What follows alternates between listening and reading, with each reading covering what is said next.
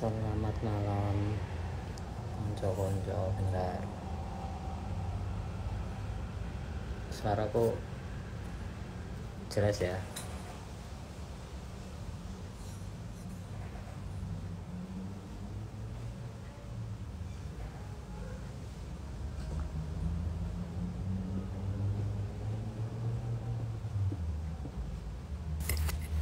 Gue Pak Dodes.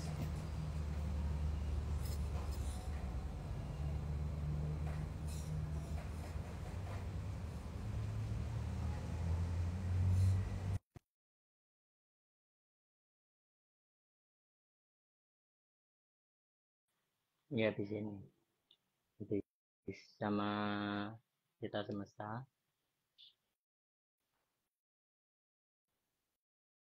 Ini bahas bab 5 nanti.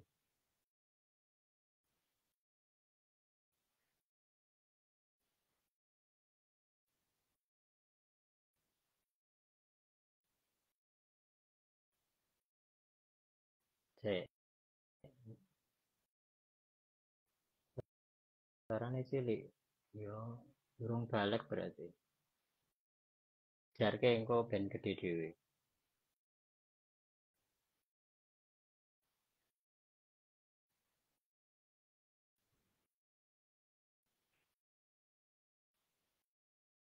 Oke, cek ngenteni.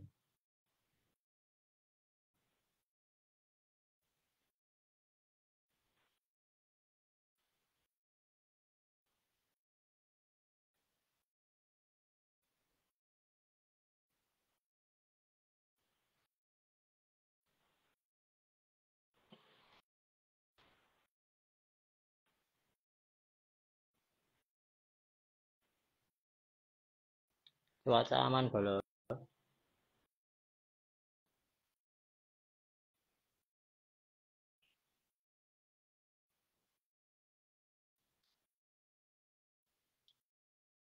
ya sabar. Urusan karo baginda beliau tuh sabar.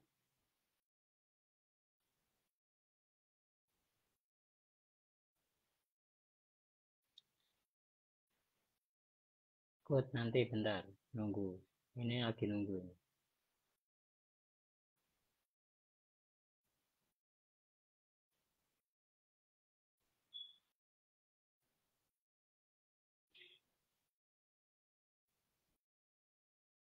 Ya aku arep melu ora entuk kode booking. Oh, paling ngombene kan akeh arek iku.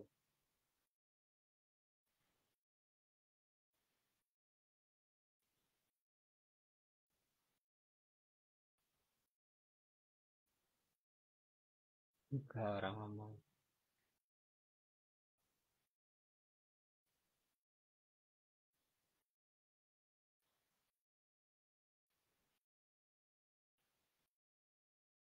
Nah, ini dia.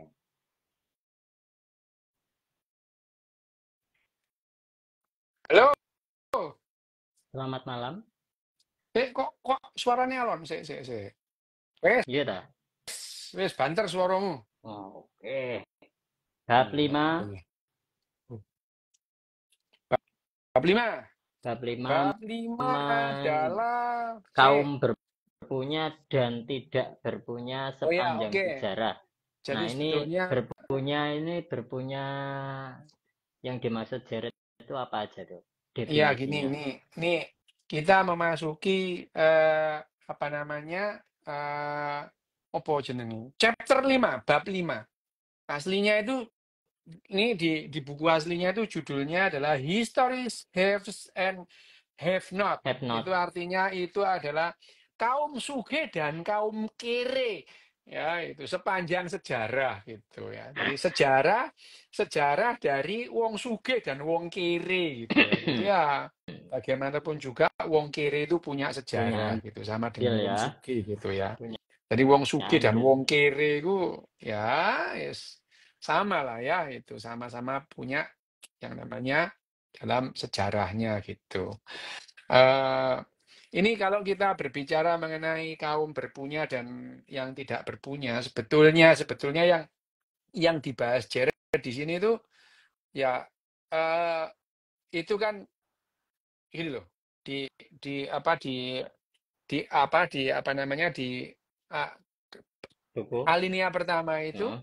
sepanjang sejarah manusia itu sering kita temui atau terjadi konflik ya. Hmm. Ya sebenarnya tidak seimbang sih ya antara mereka yang kaya sama yang mereka yang kiri. Nggak pernah seimbang gitu ya.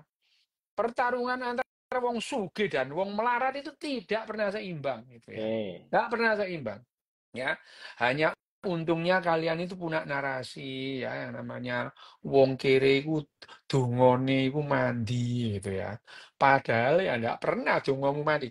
Kalau Al bilang ya, doanya orang miskin itu terkabul. Wah, kan kamu tiap hari apa namanya berdoa kaya ya nggak suge-suge apa nih yang terkabul gitu ya itu. Ya ya. Belum paling Ya memang dok. sampai mati loh itu ya. Sampai mati itu ya. Kalau ini ada yang memang kehidupan itu nggak adil. Sejak kapan kehidupan harus adil itu? Gitu. Ya, nggak adil. Ada orang yang lahir ceprot kaya raya sampai mati kaya raya ya ada Ya. itu ya. Orang yang miskin, sampai miskin mencret miskin ya ada gitu ya. Banyak lah gitu ya. Jadi kalau kita berbicara mengenai eh, ini kaum berpunya dan tidak berpunya itu dalam bukunya Jared itu di awal juga sudah disebutkan Ya. dalam sejarah manusia itu eh, konflik yang tidak seimbang itu sering terjadi antara yang namanya kaum suge dengan kaum kiri itu ya itu di awal disebutkan itu ya. Jadi sebetulnya kaum suge dan kaum kiri di sini ini adalah bahwa orang yang mempunyai petani gitu ya. Ya, orang yang mempunyai petani dalam arti ini entah itu disebut apa apa namanya apa tuan tanah gitu. Loh, Hmm. sebetulnya yang namanya kepala suku itu kan ya tuan tanah gitu. Pada dasarnya Ya. loh ya. Ya, pada dasarnya kita yang namanya kemarin kita membentuk kleptokrasi itu ya itu wong sugih itu. Ya tadi kita itu orang-orang kaya itu mengambil dari jerih payah orang yang bekerja gitu. Mereka akhirnya mereka punya spesialisasi. Spesialisasi apa? Spesialisasinya itu ya tadi itu mikir, terus ngarang cerita gitu ya. Jadi filsuf, loh, itu pekerjaan itu. Orang petani disuruh ngarang-ngarang filsafat ya nggak Nggak bisa bisa. gitu. Yang bisa ngarang filsafat adalah orang nganggur. Nganggur itu ya. Orang yang bisa apa ngarang lagu itu orang nganggur gitu. Bayangin aja, petani suruh ngarang lagu, orang dari pagi sampai siang dia macul, kapan ngarang lagunya gitu ya. Ya itu. Jadi juragan tanah, tuan tanah itu, ya memang itu. Loh, kalau disebut, apakah filsafat dalam hal ini filsuf itu tidak memberikan kontribusi? Loh ya memberikan Memberikan kontribusi. kontribusi. Dengan apa? Ya dengan karangannya tadi. Loh kok sebentar dong, kamu itu pengarang lagu disebut ngarang lagu itu bangga. Kamu ngarang filsafat disuruh ngarang kok mana itu kenapa? Itu. Ya, loh, pengarang lagu malah disebut pengarang lagu Garuda Pancasila. Loh, disebut itu. Filsafat, Maunya loh kok marah maunya tuh itu. maunya tuh disebut dapat ilham gitu Iya paling. aja kan ngarang gitu ya itu ngarang nah orang-orang seperti ini tuh orang-orang yang mempunyai waktu luang duduk-duduk gitu ya mikir gitu ya sampai Aristoteles itu saking mikirnya itu mikir giginya perempuan itu pasti lebih sedikit dari giginya laki-laki gitu itu Aristoteles loh. Aristoteles itu adalah orang yang diklaim adalah orang yang paling cerdas yang pernah terlahir di dunia itu. Emang cerdas sih wong iku. Ya, iya itu. Aristoteles itu sembarang fisika, sampai yang namanya bahasa itu. 10 jenis kata. Itu yang bikin dia. Kata benda, kata Hmm. sifat. Wah, Ya, ya, saking ya. pinternya itu gitu. Saking cerdasnya. Tapi ya karena berfilsafat mikir, giginya perempuan itu pasti lebih sedikit dari giginya laki-laki. Loh, gitu itu. Ngarang itu. Padahal tinggal kon mangap sih, mangap otak itu. Lah ngono sakjane ya itu. Tapi ya filsafat selalu gitu ya itu. Itu tapi apakah filsafat itu memberikan kontribusi? Ya, memberikan kontribusi sekian lama orang berfilsafat kok ya itu. Kontribusi sampai sekarang itu aku pernah loh diundang sampai ke Fakultas Filsafat di mana di UI itu. Aku ditanya itu. Apalah kalau gitu apakah terus yang namanya filsafat itu sampai sekarang relevan? Loh ya relevan untuk apa? Untuk mendirikan Fakultas Filsafat. Loh menghasilkan duit gitu ya. Ada dosennya gitu. Untuk apa? Ya untuk hiburan gitu. Ya sama dengan Fakultas Seni Sama Rupa, dengan Seni musik Tari juga itu. ya. Ya, ya iya. Apakah relevan? Ya relevan supaya apa? Ya supaya ada penari itu. Tapi apakah penari itu bisa mengubah kesejahteraan manusia? Ya enggak, untuk hiburan aja gitu. Ya itu. Gitu loh ya itu. Itu Oke. adalah yang namanya. Di sini juga gitu disebutkan ya.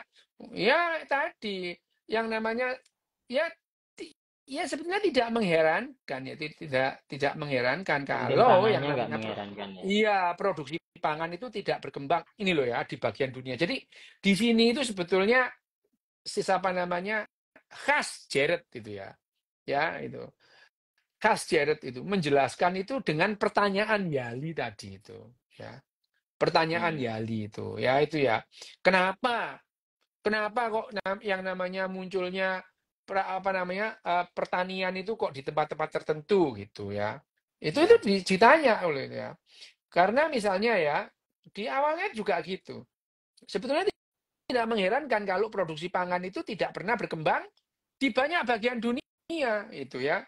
Ya itu karena alasan ekologis gitu ya jelas gitu ya ada tempat-tempat yang nggak mungkin untuk pertanian misalnya kutub selatan wow bertani apa di situ gitu ya srengenge nggak ono gitu ya itu ya gitu ya itu atau di gurun gitu kan kamu nggak mungkin bertani di gurun gitu apa gitu banyu nggak ono gitu jadi ada prasyarat-prasyarat untuk berkembangnya sebuah pertanian sekali lagi Pertanian. yang namanya peradaban kita itu di peradaban kita itu muncul karena ada pertanian gitu.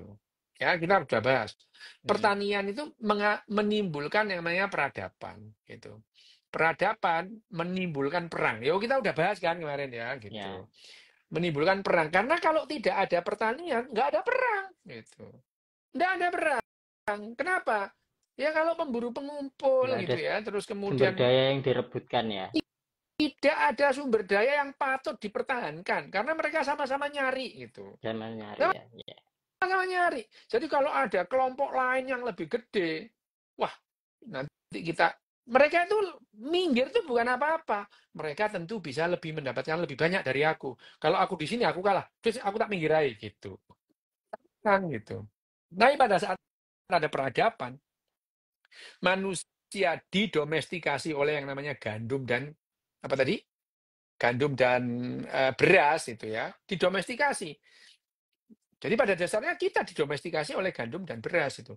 Beras ada padi kekurangan air, kita airi gitu ya.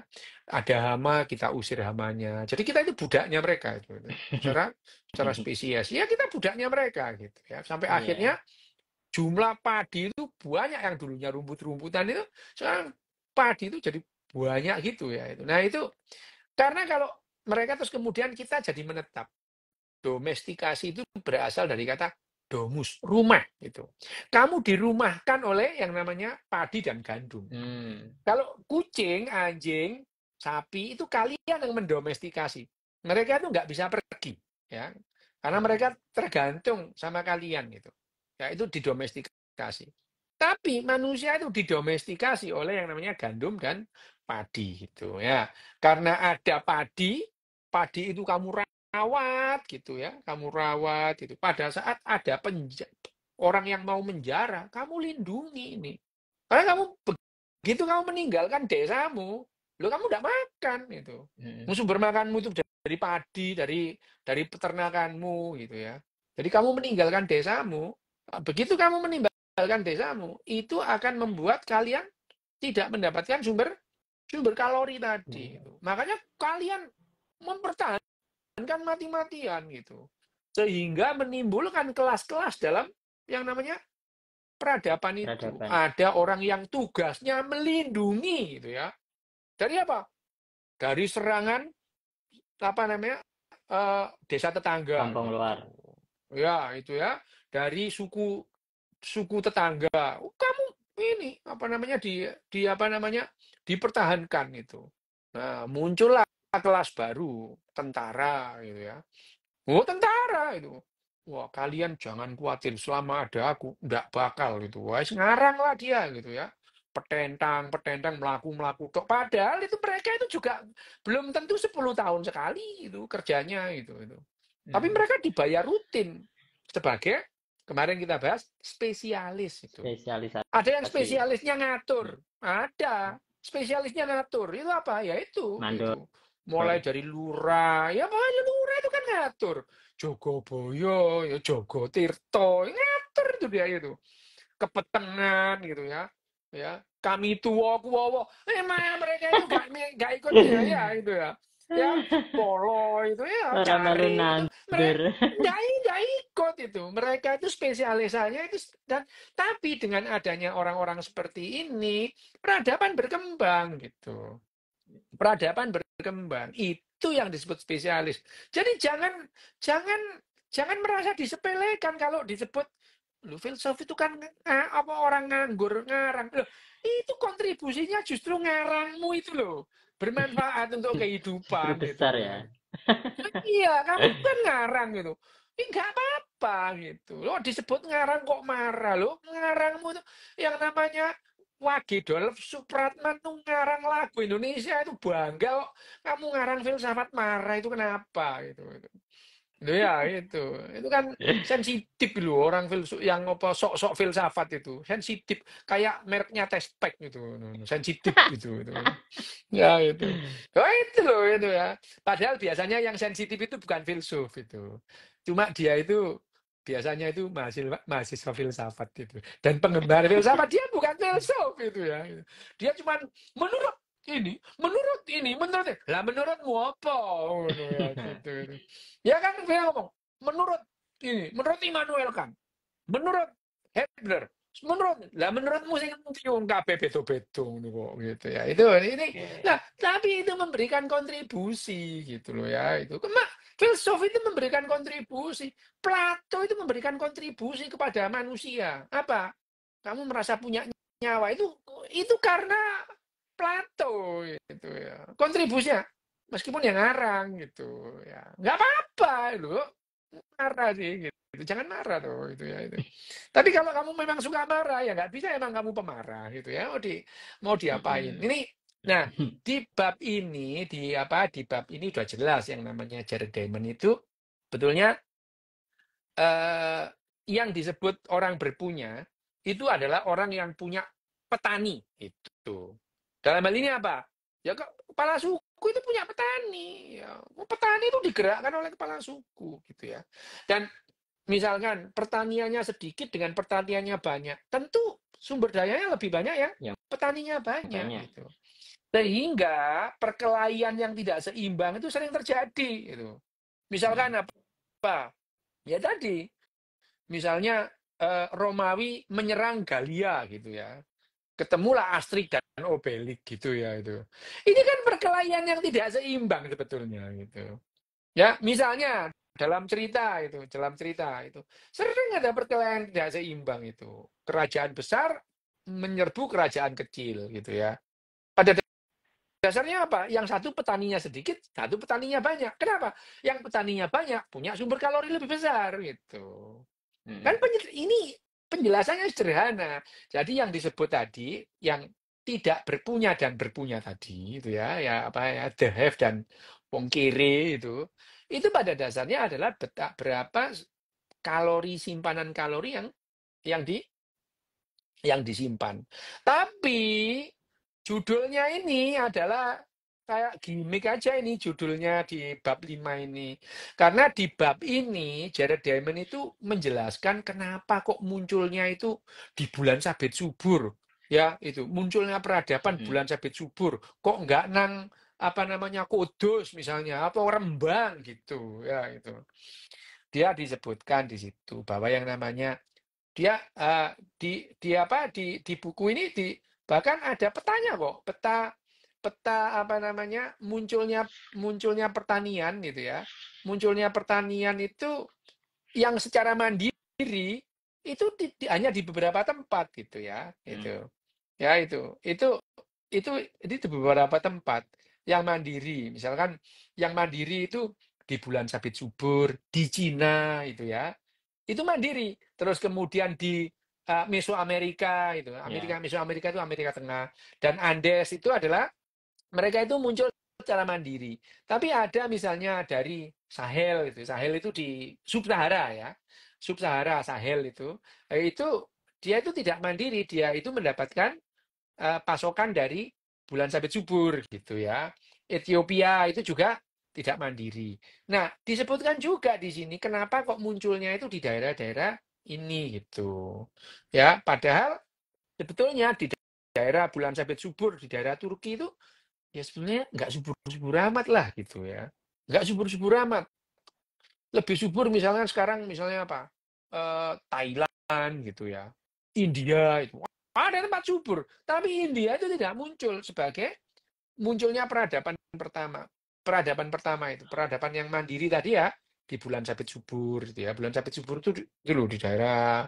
Ya bulan sabit subur namanya. Di Mediterranean itu ya. Mediterania. Di tepi Laut Tengah itu ya. Di tepi Laut Tengah. Di sebelah timur Laut Tengah gitu ya. Papua itu. Di Papua itu ada itu apa namanya?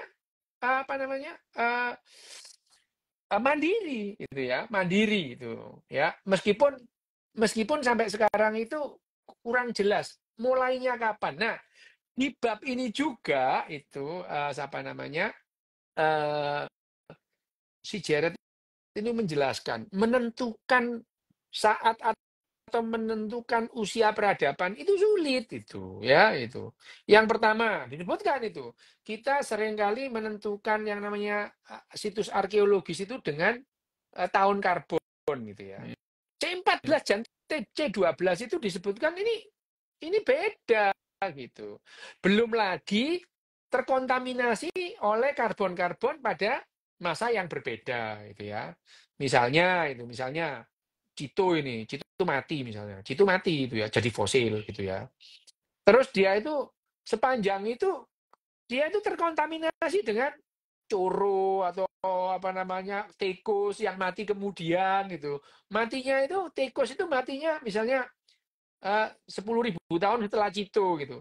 Nah, tapi bekas-bekas karbonnya itu kalau itu sakjane Cito ini umurnya 12.000 tahun apa 14.000 tahun. Kok ada dua itu? Padahal itu cuma coro aja nempel gitu ya itu. Oke, ya. Itu sulitnya yang namanya menentukan tahun apa namanya masa dengan karbon. Itu sulit itu. Jadi akhirnya ada rentang waktu antara 10.000 sama 12.000 tahun. Loh perbedaan 2.000 tahun itu panjang gitu. Panjang. Itu yang menyebabkan misalkan peradaban mulai kapan pertanian antara 10.000 sampai 12.000 tahun yang lalu. Kenapa rentang waktunya 2.000? Ya itu tadi menentukan usia dengan karbon itu tidak gampang gitu. Ini dijelaskan di bab ini gitu ya. Kenapa yang menentukan dengan karbon meskipun karbon itu bisa akurat tetapi yang namanya situs atau tempat atau fosil itu bisa terkontaminasi dengan karbon-karbon sebelumnya atau karbon-karbon Sesudahnya. sesudahnya itu ya itu yang disebutkan di bab ini oleh Jared gitu. Nah di bab ini sama aja itu ya seperti dia itu pertanyaan Yali kenapa kok di bulan sabit subur kenapa kok nggak di misalnya tadi di Rembang Mm. gitu ya ya itu jangankan gitu zaman Belanda Rembang aja masih nggak ada gitu ya. Loh iya loh, zaman Hindia Belanda itu Ya. Rembang itu masih laut itu. Kalau sekarang jadi laut lagi ya nggak apa-apa. Jangan baper gitu. Ya Kudus itu belum ada gitu. Nah, itu yang dibahas di buku ini. Di buku ini tidak terlalu banyak yang dibahas memang oleh Jared itu. Tapi dia Cuma itu bahas menjelaskan soal ketimpangan kok, ketimpangan, Dok. ketimpangan dan ketimpangan itu tadi disebutkan. Padahal kalau kalau di tempat yang subur misalnya, yang sekarang itu menjadi lumbung padi itu, yang sekarang itu menjadi lumbung makanan itu, kok justru tidak di situ munculnya yang namanya pertanian gitu, ya. Tempat subur di Hmm. mana? Misalnya Thailand, Vietnam itu, India itu, lumbung padi, Ethiopia itu lumbung padi gitu. Sekarang itu. Tapi pernah Ethiopia itu tahun 80-an itu, 80 sampai tahun 84 itu. Itu kelaparan, 2 juta orang mati gara-gara kelaparan di Ethiopia. Sekarang Ethiopia itu lumbung padi gitu ya. Kenapa Ethiopia itu punya sungai besar? Yang namanya Thailand itu punya sungai Mekong yang gede gitu. Makanya dia itu Oke. punya padi yang melimpah. Indonesia, Jawa nggak punya sungai gede itu nggak punya itu. Itu Sehingga kita mau prasyarat nyanyi juga ya Thailand. berarti ya. Loh itu prasyarat karena yang namanya padi itu rakus air Hmm. gitu. Jadi kita tidak bisa meniru Vietnam itu kenapa? Airnya tidak cukup itu. Lo Vietnam itu punya Sungai Mekong. Berantas itu kamu bandingkan Sungai Mekong ya kayak got aja itu. Lo Sungai Mekong itu gede gitu ya. Sama dengan Huanghu itu. Makanya sekarang yang namanya Cina itu Republik RRC itu banyak kali Progo kamu bandingkan dengan Mekong itu ya kayak selokan gitu itu. Yo nggak usah lah kalau kamu biasa di mana di Kalimantan itu. Kalimantan sungainya Sungai Musi, Ya, ya. Sungai Barito. Lu itu kayak selat itu. Kalau kamu ya memang misalkan di Jawa Timur sungai terbesar Sungai Berantas. Lah kamu bandingkan Sungai Barito ya kayak selokan aja Berantas ini gitu.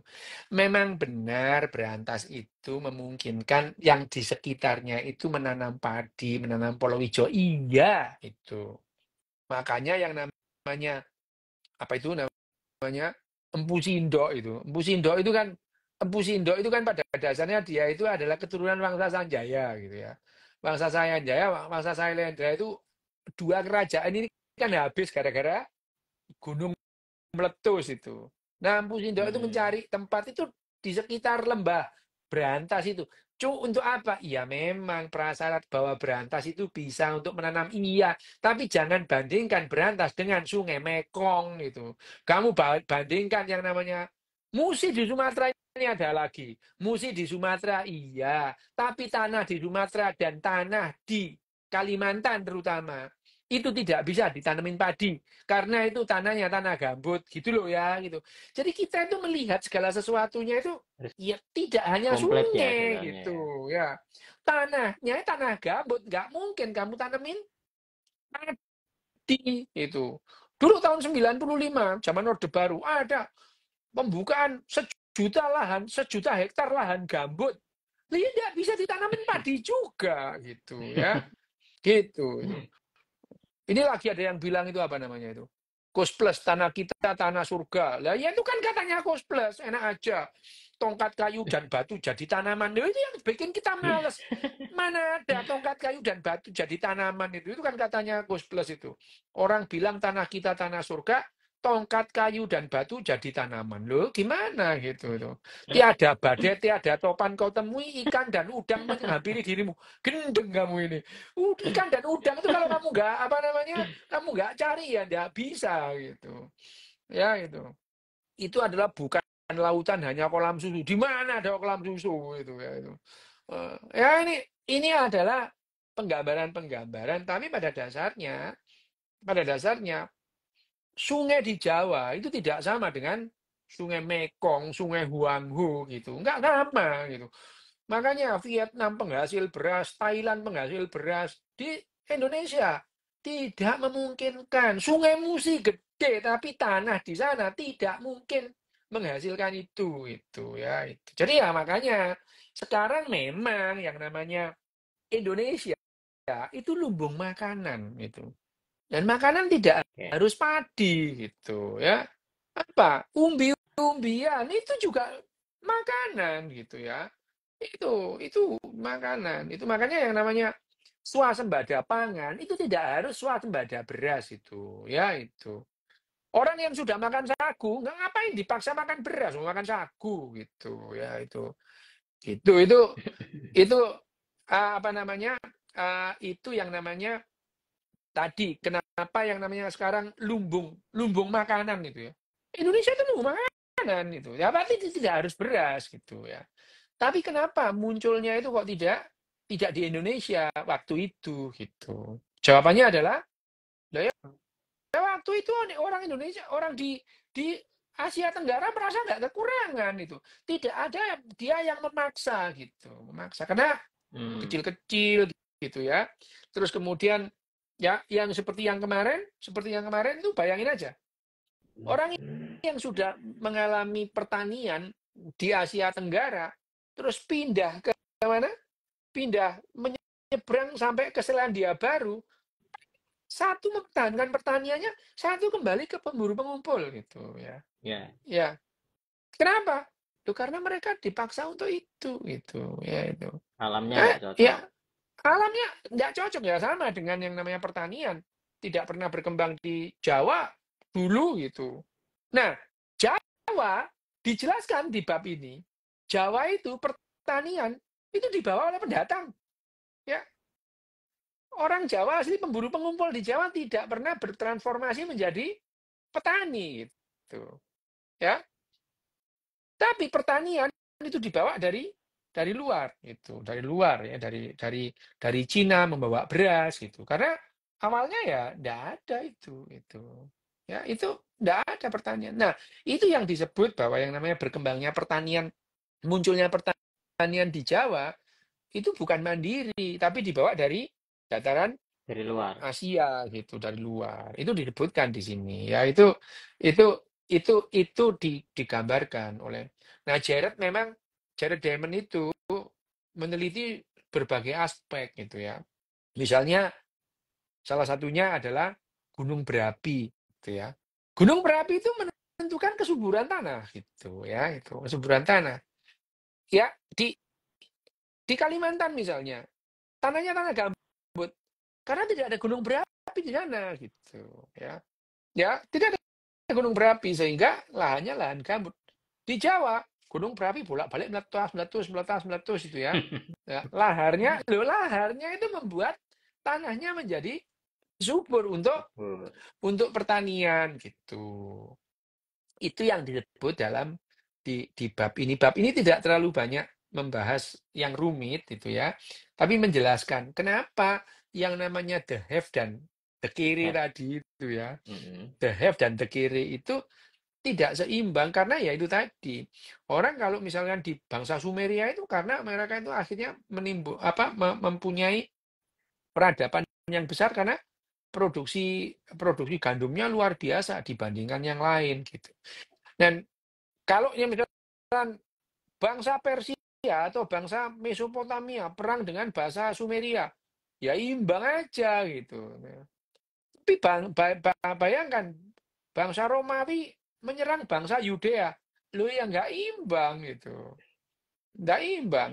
Nah, pertempuran yang tidak seimbang ini sering terjadi itu. Gara-gara apa sebetulnya ketidakseimbangan itu? Karena yang satu kaya akan sumber Sumber kalori, yang daya. satu nggak punya gitu. Itu ya pada dasarnya itu. Nah, terus kemudian Jared Diamond di bab ini menjelaskan kenapa kok di bulan sabit subur gitu ya. Kenapa kok tidak misalnya di Afrika Hmm. Selatan gitu itu. Kenapa seperti itu? Terus kemudian di sini juga sebutkan juga misalnya domestikasi. Dome- Domestikasi itu sapi yang didomestikasi di India itu bentuknya beda dengan sapi yang didomestikasi di Persia gitu. Ponoknya aja beda gitu ya. Mm-mm. Kenapa kok demikian gitu? Ini Jared Diamond selalu melihat hal-hal detail semacam ini untuk dijelaskan itu ya. Nah, di bukunya yang ini ya, di bukunya yang ini, di bab yang ini banyak gambar ya, banyak Ya, gambar yang menjelaskan bab-bab sebelumnya sih. sebelumnya. Sepertinya ya bab-bab sebelumnya Soal itu perang. misalkan ya lah perang, terus kemudian ada gambarnya apa namanya, gambar cetakan dari kapal layar Eropa yang mendatangi benua Amerika Amerika gitu ya. Nah, orang penduduk asli benua Amerika itu mereka tuh nggak kenal kapal-kapal galeon yang gede gitu ya, yang bisa mengangkut ribuan orang gitu. Mereka nggak kenal, makanya dalam catatan-catatannya orang-orang Meksiko waktu itu, orang Meksiko dan orang Panama, pada saat kapal-kapal galeon datang itu, mereka menganggap itu turun dari langit gitu. Turun, loh, iya memang itu turun dari langit itu. Bahkan itu pada saat ke apa namanya Cortez itu ya, kan bilang ya Cortez ke Meksiko itu ya Cortez itu ke suku apa Inka Inka. itu, dia itu dianggap Tuhan karena ya itu tadi datang dari langit tadi itu dengan kapalnya itu ya.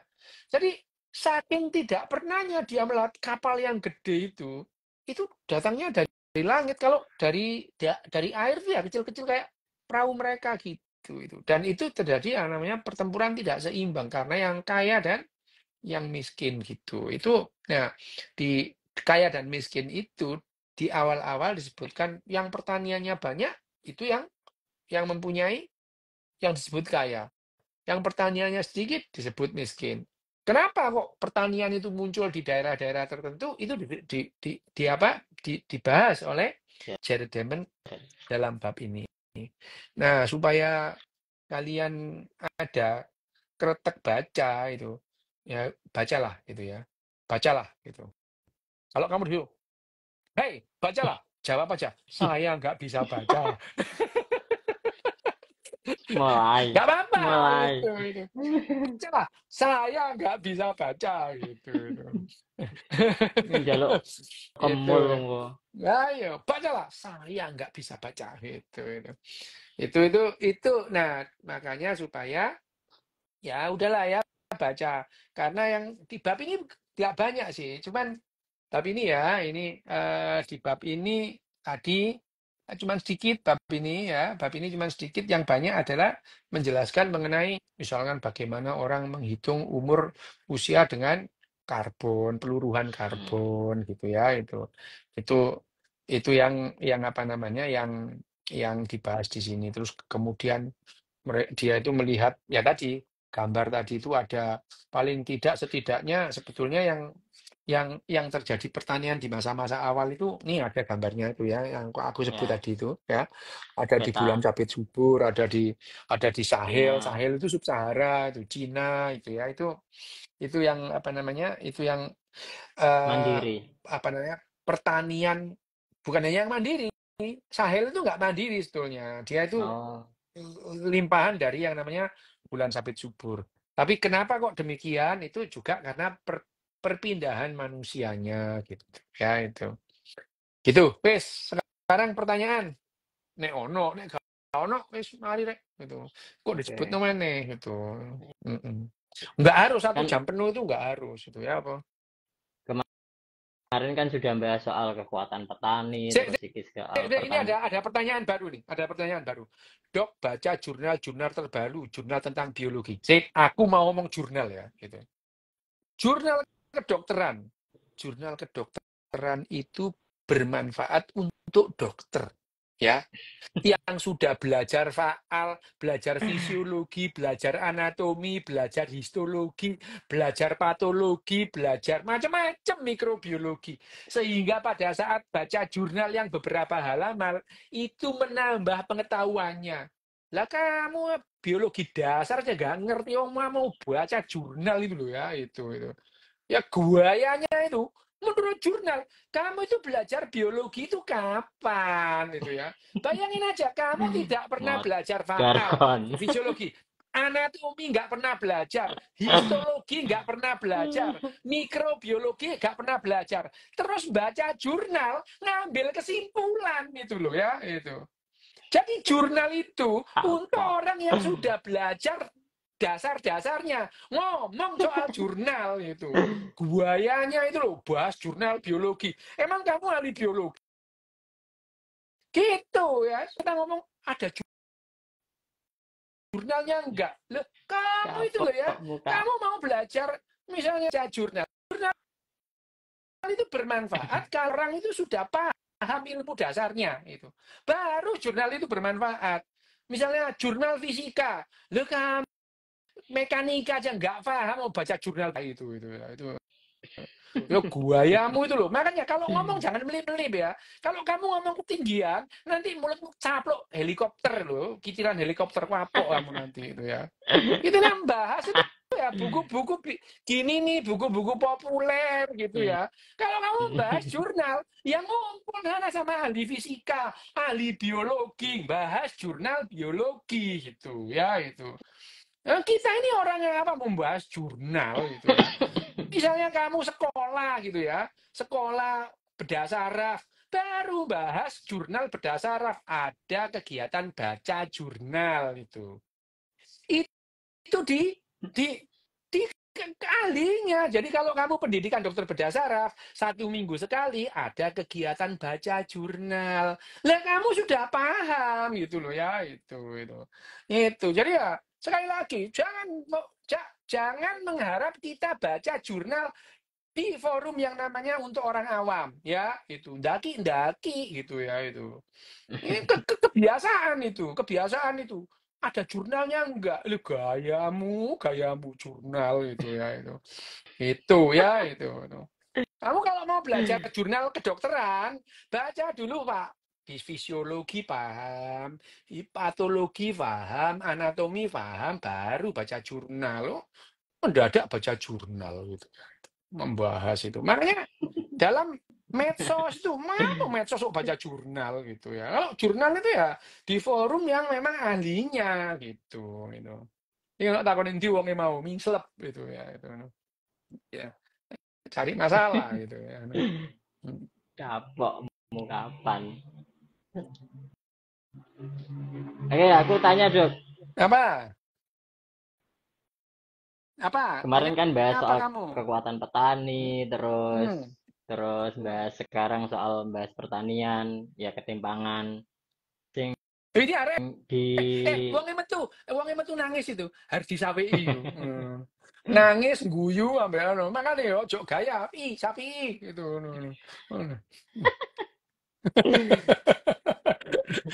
Ya ini jadi kita itu di sini sekali lagi ya kita membahas sekarang ya. Jadi kalau misalnya kita ini kan di sini tuh awam semua. Aku pun berusaha berbicara dengan bahasa awam gitu. Lo jurnal itu bahasanya bahasa tinggi gitu ya. Tidak bisa Hmm. jurnal di bahasa awam kan itu ya. Makanya ada orang itu di jurnal ini, oh minuman kamu itu loh ya gitu, guayamu loh ngerti-ngerti loh gitu ya gitu. Jadi jurnal itu bukan konsumsi awam. Jurnal itu bukan konsumsi awam. Konsumsimu itu ini, buku-buku ini tuh ya itu. Terus Oh, kalau iya. kamu tidak paham, nanya kepada ahlinya ya gitu. Itu. Ya, ini pun dalam dalam dalam dalam pembahasan gini itu aku mencoba berbahasa awam gitu. Nah, kalau aku membahas dengan bahasa kedokteran ya meletek dasmu ngono ya gitu. Ya itu dan itu ya tapi itu pertanyaan tadi itu bagus itu. Bisa aku bisa ngomong gini. Kalau tidak ada pertanyaan itu tidak mungkin aku ngomong gini. Jadi harus disampaikan terima kasih kamu bertanya yang aneh tadi itu ya itu. Oke, makasih Mas Api. Nah, Mm-mm. balik ini pertanyaanku dok. Soal Apa? ketimpangan ini kan teknologi kan wis maju ya, teknologi wis Mm-mm. maju, terus ya kenyataannya kan banyak petani yang tidak sejahtera.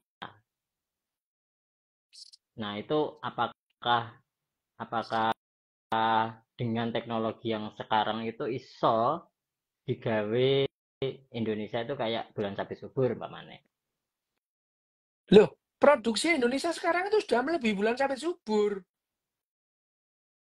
Maksudnya Disebutkan juga di di soal soal kesejahteraan yang zaman dulu, apakah loh, Indonesia di garisnya Indonesia ini itu iso mencapai keberhasilan bulan sapi subur di zaman sudah lampau. melebihi. Oke. Konsumsi kalori yang dikonsumsi oleh penduduk bulan sabit subur zaman dulu jauh di bawah orang Indonesia sekarang itu. Ya, orang Indonesia sekarang ya tentu tidak 380. Belum pernah disurvei sebetulnya orang Indonesia itu mengkonsumsi rata-rata mengkonsumsi kalori sehari kalori. berapa. Mm-mm. Tapi sudah jelas jauh lebih tinggi daripada penduduk bulan sabit subur di zaman Zaman dulu, dulu. apalagi di zaman sekarang itu ya itu. Ya itu. Jadi kalau dibilang bahwa orang Indonesia sekarang lebih sejahtera, ya jelas lebih Ya sejahtera sejahtera. gitu. Oke. Ketimbang Oke. penduduk Jawab. bulan sabit subur zaman waktu itu Zaman gitu dulu. ya itu. Bahkan kalau dalam hal menghasilkan makanan, Indonesia jauh lebih banyak dari orang bulan sabit subur gitu ya gitu. Jadi di sini juga disebutkan Hmm. bahwa kenapa daerah-daerah yang sekarang menjadi lumbung makanan, Indonesia disebut loh. Indonesia Ya. disebut itu. Indonesia disebut oleh yang namanya Jared Diamond ini. Ya, apa namanya? Ini tadi, bentar, jatuh. Nih, disebut. Kenapa yang namanya sekarang itu yang menjadi lumbung makanan itu ya itu. Ya Mm-mm. itu ya. Yang menjadi lumbung makanan kok pertanian tidak muncul di situ. Disebut di sini Indonesia itu.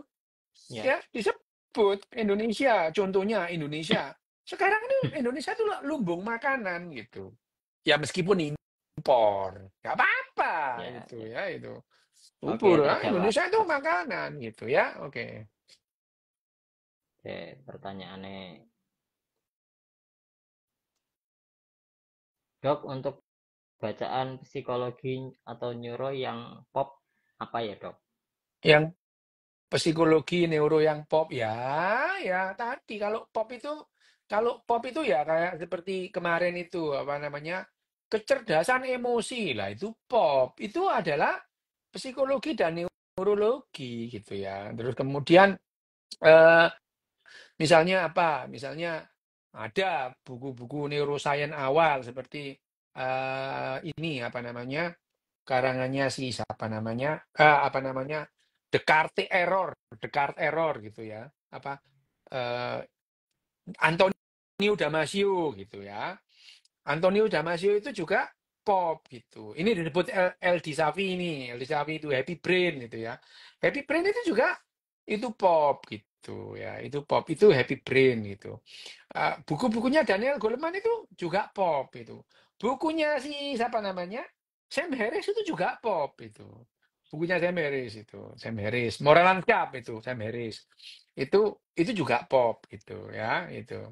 Itu bagaimana ahli-ahli neuroscience itu mencoba berbicara dengan bahasa awam gitu ya itu. Oke. Daniel Dennett itu kalau Daniel Dennett itu kan dia itu filsuf gitu. Ya, ya, gitu ya gitu. Oke, lanjut. Dok, kenapa manusia senangnya ini mengotak-kotakan diri ya? Lu kan sudah dijelasin dari Ini awal itu gitu. anu ono Dari awal apa kan sih? sudah dijelasin bahwa memang manusia itu pada dasarnya tidak bisa berkelompok dalam jumlah yang besar kecuali dengan narasi gitu ya. Ya itu. Kecenderungan itu untuk mengikat kecenderungan mengkotak-kotak itu memperkuat ikatan itu Ya. dalam satu kelompok itu. Ikatan kelompok itu perlu dikuatkan supaya kalian bisa kerjasama gitu ya itu. Jadi misalkan Arema melawan Persebaya, ya mau nggak mau ya berantem gitu ya. Tapi nanti kalau terikat dalam kotak yang lebih besar namanya Jawa Timur, nah berantemnya sama Jawa Barat itu bal-balan Ya. gitu ya itu. Wah, pon berantem. Jawa Barat sama Jawa Timur, pon berantem. Wah, sawat-sawatan taek. Wah, ya. Begitu nanti ikut SEA Games, dia diikat oleh yang namanya Indonesia. Berantemnya sama Malaysia gitu. Ya itu adalah konsekuensi yang namanya dari yang namanya kelompok tadi, Narasi. ikatan kelompok, narasi yang menimbulkan kekuatan ikatan kelompok gitu, itu ya. Oke, next. Love Bisa MU, enggak? MU, ya lah kalau anak kancamu love MU, kalah Asem. ngono kok, ngono. Main kalah ngono. Ya, ben ekonomi berputar, Dok. Iya, sakjane aku seneng gitu MU kalah itu. Kuwapo ngono kan. Arek-arek. Aku nak kalah melu ngece aku. Iya, pokoknya lho nek aku seje tuh. Menang gak tak lem, kalah tak bully gitu. Nah, Iki aku lho, menang sombong iki lho, kalah ngece. aku jeri lho. Jalan. Kan iku kok gawe ngenekan mek Iya. siji. Yo paro edan ngono.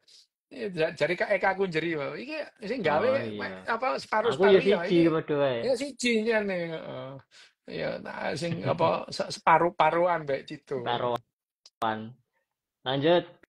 Bisa nggak disimpulkan masyarakat Asia Tenggara terbelakang dalam peradaban Loh, awal? kata siapa? Dalam peradaban awal, orang Asia Tenggara justru lebih lebih canggih kan kita bilang tadi. Orang yang mempunyai teknologi untuk menyeberangi Teknologi itu lautan, berarti teknologinya lebih tinggi di zamannya. lebih tinggi. Gitu loh ya, itu. Jadi manusia-manusia yang bisa menyeberangi lautan, nyampe ke yang namanya Asia Tenggara, nyampe ke Polinesia, nyampe ke Australia, mereka itu justru yang teknologinya paling bagus di zamannya gitu ya itu. Ya sekarang kita kalah sama Amerika karena dulu kita orang Asia Tenggara menang ketimbang orang Cina daratan gitu. Tapi ya sekarang ya beda gitu. Teknologi gitu. Jadi bisa disimpulkan masyarakat Asia Tenggara terbelakang. Kalian itu cuma keterbelakangan mental aja gitu. Ya, gitu. Orang Asia Tenggara itu terbelakang mentalnya gitu. Hmm. Dari peradaban awal ya, peradaban Next. awal enggak lah ya gitu. Dok, Dok, apa yang apa yang terjadi pada terjadi otak pada otak yang saat mengalami numbness? mengalami numbness? Ya itu, numbness itu kan kalian tidak bisa merasakan apa-apa gitu ya. Itu gangguan yang namanya gangguan gangguan mental yaitu gitu ya. Otak yang mengalami numbness itu otaknya bekerja secara berbeda gitu ya. Nah,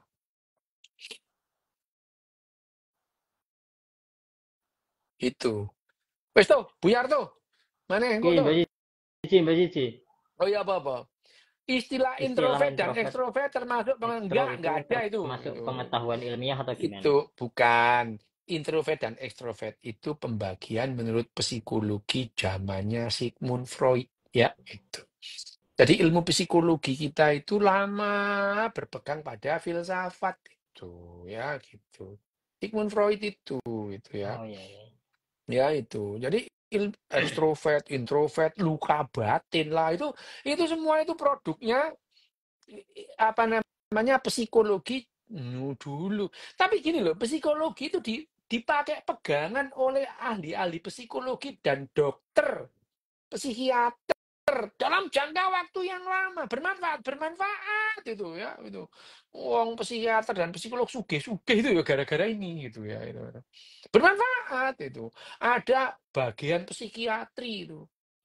Ada penyakit apa namanya rumah sakit jiwa loh itu ada itu. Bermanfaat itu. Jadi jangan dibilang aku itu menghina Mbak Brewok meskipun aku ngomong Mbak Brewok itu ngarang itu bermanfaat itu ya. Tapi setelah lama kita paham bahwa yang namanya kenapa kok kita berpegang pada filsafatnya Freud kok nggak filsafatnya Jung misalnya gitu ya Mm-mm. itu. Ya gitu. Ya, jadi faktanya adalah filsafat dalam jangka waktu yang lama apa namanya? Psikologi dalam jangka waktu yang lama berpegang pada filsafatnya Freud itu. Filsafat Freud itu tidak ada dasar-dasar biologinya itu tidak ada gitu. Ya, tapi itu memberikan manfaat. Orang itu menjelaskan dengan psikoanalisa. Wah, itu luka batin itu ya. Trauma masa kecil itu dulu itu adalah penjelasan-penjelasan filsafat Freud gitu. Sekarang ya kita melihat itu tidak ada lah itu ya gitu. Tapi ya sampai Oke. sekarang masih dipakai itu. Dipakai sama mentor-mentornya, terutama mentor-mentornya MLM itu pakai itu. Sifat-sifat manusia, wah itu. Ada sanguinis, kolerik lah, ngarang kabeh, tapi ya nggak popo itu. Karena pada dasarnya kita ngarang semua gitu. Siap. Wes, nanti dilanjutin berikutnya. Oke. Wes, tuh. Ya, Makasih, toh minggu Ter. ngarep kalau nggak salah aku ke Jogja. Kalau nggak salah itu. Kalau nggak Oke, salah. siap. Nanti kita ketemuan di Jogja ya. Oke. Oke. Ya. Oke. Makasih, Ter. Selamat malam. Makasih, teman-teman. Sampai jumpa di bab selanjutnya.